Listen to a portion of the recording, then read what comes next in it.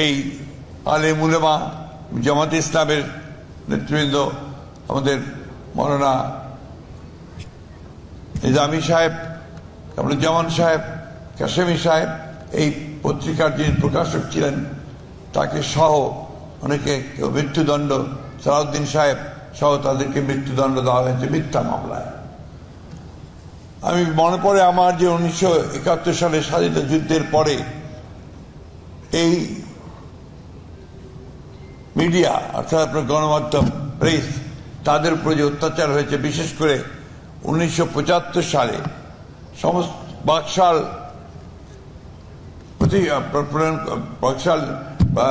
প্রতিষ্ঠিত করবার পরে এই সমস্ত সংবাদ মাধ্যমগুলোকে বন্ধ করে দেওয়া হয়েছিল।